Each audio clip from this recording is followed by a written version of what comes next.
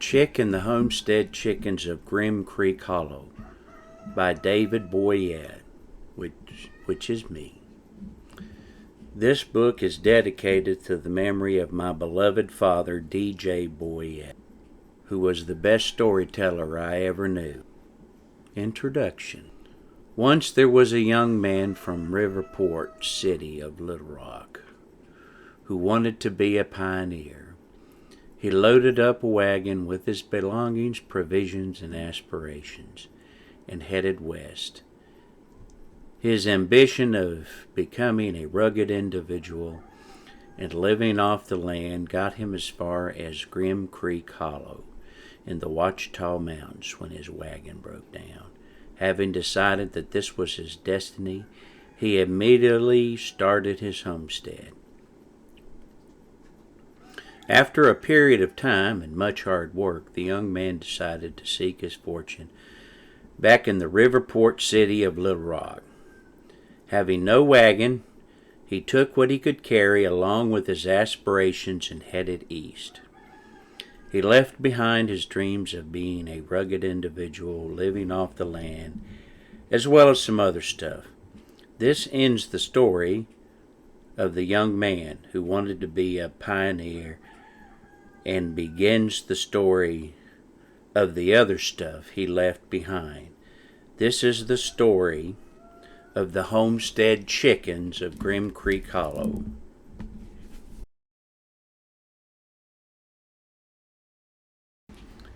The Homestead. There once was a chick named Chick. His parents named him Chick because they weren't very imaginative. Chick, on the other hand, was very imaginative and had a real talent for finding adventure. He lived with his family and the other chickens deep in the Ouachita National Forest on an abandoned homestead in Grymme Creek Hollow. The old homestead had seen better days, not that any of the days it had seen were all that good. A stone wall marked its boundary. Inside the stone wall was an old cabin, a very old barn, and even older chicken coop. Over the years, parts of the homestead had fallen into ruin, and the chickens did their best to repair it. Although they weren't very good builders, they were determined. Determination is a prominent trait among all chickens. For instance, a group of ordinary domestic chickens will spend their days foraging about the yard. Some of the more adventurous ones may wander as far away as the neighbor's yard. Regardless of where they go, when it gets dark, a chicken will always come home to roost. Unless she has been detained by a hungry predator. Chickens always come home to roost because when a chicken finds a place to call home, she tends to stay there. This is known as persistent determination, which is a nice way of saying they are stubborn, set in their ways, and don't take to change very well. The source of the Homestead chickens' persistent determination came from the belief that the homestead was theirs by divine right.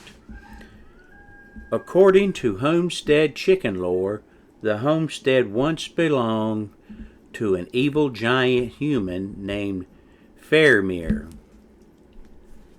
The story tells how Fairmere brought the chickens to the homestead to be his slaves and food. Many chickens suffered and died and under his tyranny until a mother hen named Maud inspired them to rise up and drive their oppressor away. This became known in homestead chicken history as the Great Galleon Liberation. The chickens that survived and were liberated claimed the homestead for themselves. Since they were afraid that Fairmere would one day return to reclaim what he had lost, the chickens were determined not to let that happen. In fact, they were so determined never to lose their home to anyone, anything, that some learned to do things that chickens normally don't do, such as repairing parts of the homestead. Since chickens have wings instead of hands, learning to repair things was tricky. Nonetheless, they were determined. Over time, and mostly by trial and error, which consisted of a lot of error, some chickens tried to master the fine art of home repair, but they never quite got the hang of it. However, they were proud of what they did learn, and that is because learning to use your wings for something other than flapping and your claws for something other than scratching was no small feat. After years and generations of hard work, the homestead chickens grew into a close-knit community. Everything inside the stone wall was home. Everything on the other side was the wilderness known as the deep brush. No self-respecting, civilized homestead chicken would ever dream of going into the deep brush, at least not voluntarily. It was the domain of deadly predators and other strange creatures like the wilderlings. Wilderlings were what the homestead chickens called any chicken crazy enough to live in the deep brush. That included chicken-like birds such as turkeys, guineas, quail, etc. Occasionally, a wilderling would visit the homestead. Some were hens looking for a place to nest, or a rogue male looking for a mate. They never stayed long, and since the homestead chickens considered them to be uncivilized, they had very little to do with them. The homestead chickens were divided up into family groups known as broods. In each brood there was a mother hen who was in charge, followed by her sisters and close relations. The roosters in the brood were not in charge, but they thought they were. Roosters spent their time strutting around, trying to look important and challenging other roosters to fight. The one essential service they provided, though, was standing guard over the homestead. Roosters were the first line of defense against any invaders or unwanted visitors to the homestead. As vain as they were, some roosters were valiant and have been known to fight to the death, defending their brood from attackers. Among some of the more influential broods of the homesteads, where the roosters were considered inadequate to protect the broods, mid-hens were assigned that duty. Mid-hens were a combination of killer security guards and nannies. Some of the smaller ones were as large as a rooster, but most were even larger. They were not as flamboyant as roosters, intended to be more reserved. That is, until they perceived a threat to the chicks, and then even the roosters knew enough to get out of their way. The leader of the homestead chickens was the superior mother hen, who was naturally referred to as Superior Mother. The reigning superior mother hen was Hypatia Rosecomb. She was advised by a group of mother hens or appointees from the larger and more prestigious broods, and at least one from the lower class. These council of hens were known as aunties, and their group was known as the Council of Aunties. Being an auntie is considered the highest honor that can be given to any homestead hen. Hypatia Rosecomb, with her close relations and associates, made up the group of chickens known as Gallioarchs, or chicken royalty. They roosted and nested in the old cabin. The superior mother hen nested in what was considered to be the most prestigious spot in the cabin, the old fireplace. The top of the fireplace, or the chimney, was stopped up so that no rain or unwanted visitors could drop in on her.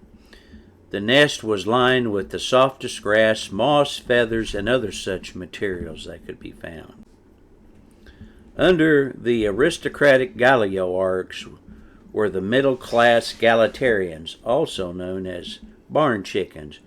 Where they roosted or nested in the barn was determined by where they were in the Galitarian pecking order. The underclass of the homestead were known as coopies, or coop chickens.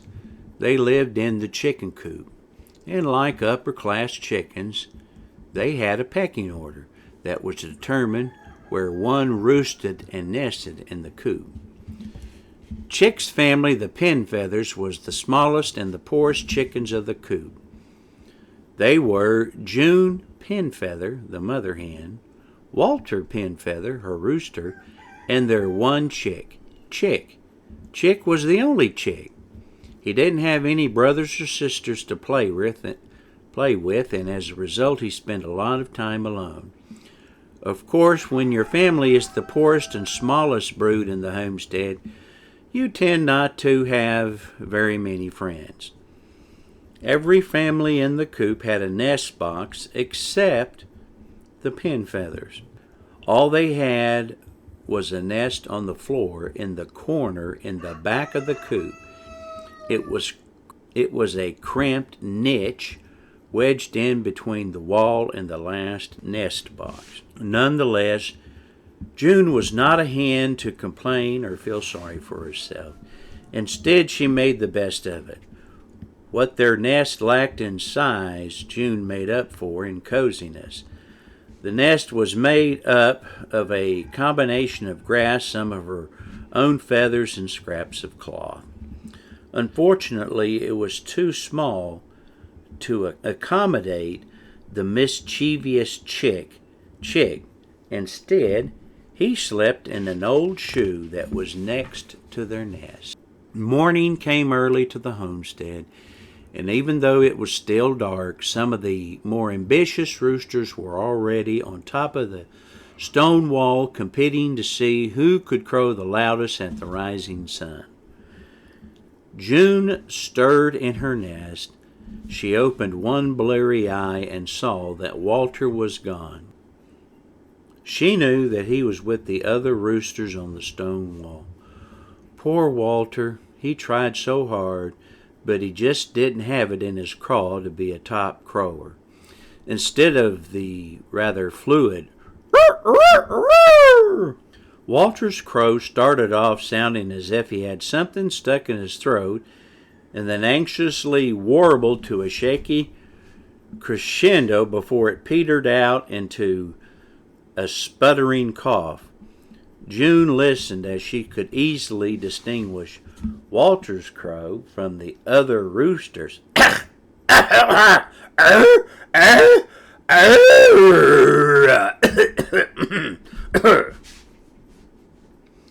Walter's odd crow didn't matter to June, nor did she care that his comb was floppy instead of straight, like other roosters. She didn't even care that his feathers were muddy brown and lackluster, or that his tail plumage was ragged and torn. She loved him because he was a good, kind bird who loved her and Chick. Walter didn't flirt, court, or woo other hens like his fellow roosters. He was content to love only one hen, which was June. Walter's other non-rooster traits were that he wasn't flamboyant, he didn't strut around, or he didn't pick fights with other roosters. If any rooster challenged him, Walter would just walk away. It wasn't that Walter was a coward. He just never saw the point of cockfighting. While the other roosters thought he was odd and made fun of him, both behind his back and to his face, They did have a certain reluctant respect for him. June loved her family, and in spite of being poor, she felt she was one lucky hen. She stepped out of her cramped niche and stood to stretch. She then puffed out her granny brown feathers and shook vigorously. She then turned to wake Chick, but saw that his shoe was empty.